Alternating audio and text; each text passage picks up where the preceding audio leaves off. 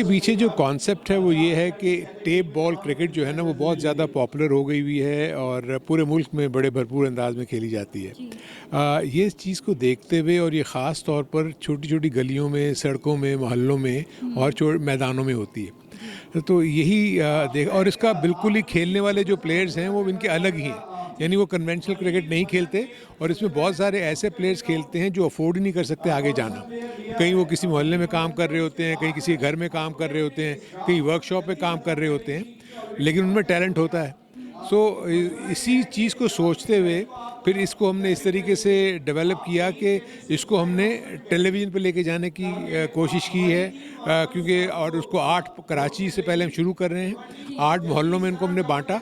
टीमें हमने अब जैसे आप देख रही हैं ड्राफ्ट हो रहा है, उसके ज़रिए एक टीमें सेलेक्ट हो रही हैं। टीमें सेलेक्ट होने के बाद इनका कंपटीशन होगा जो लाइव टेलीकास्ट होगा और 16 दिन पे ये टूर्नामेंट है।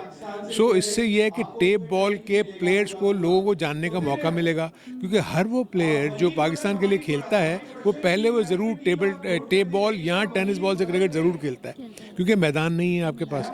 आप स्टार्ट लेंगे तो गली में, मोहल्ले में करेंगे और टेनिस बॉल से खेलेंगे, इसलिए इसके अलावा आपके पास वो है नहीं। लेकिन इसमें ऐसे लोग ज़रूर सामने आएंगे कि जो बहुत टैलेंटेड हो, और लोग जब देखेंगे उनको टेलीविज़न के ऊपर, यू नेवर नो कि उनमें से कोई पिक हो जाए। जैसे हमने हारिस रऊफ़ को देखा, हमने बहुत सारे सुहेल तनवीर को देखा, ये सारे टेप बॉल के प्लेयर्स थे।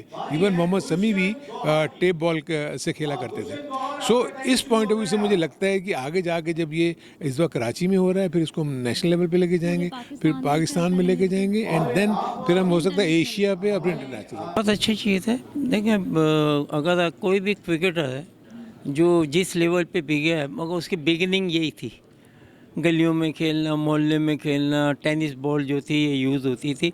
तो ये अच्छी चीज़ है कि ये निकलने से एक तो पाकिस्तान में शौक़ बढ़ेगा, बच्चे जो हैं प्रॉपर खेलेंगे, फिर इसके टूर्नामेंट होने लगेंगे। जैसे अगर हम जो ये करा रहे हैं तो इससे है ना डेफिनेटली क्रिकेट ऊपर आएगी, बूस्ट होगी, और ख़ास तो जो बच्चे हैं, जो छोटे हैं, उनके लिए भी है ना बड़ी अच्छी हो सकती है कि हम फ्यूचर में हो सकता है कि अंडर 19, अंडर 15, अंडर 16 कि मैं बिल्कुल सजेस्ट करूँगा कि ये चीज़ें जो है ना, ताकि हमारा यूथ जो है वो ऊपर आए।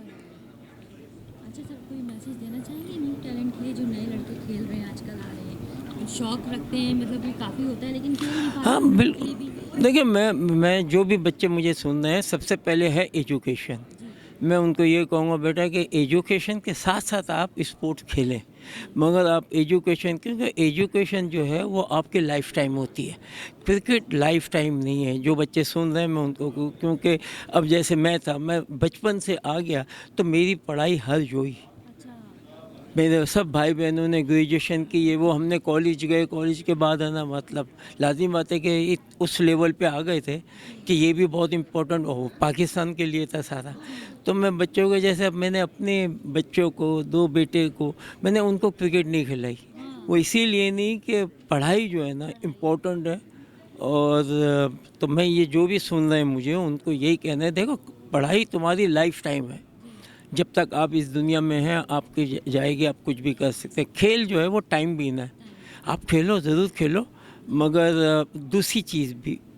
और सबसे बड़ी बात ये, जो सुन रहे हैं उनको मैं ये कहूँगा, देखो क्रिकेट स्पोर्ट जो है ना वो डिसिप्लिन सिखाती है।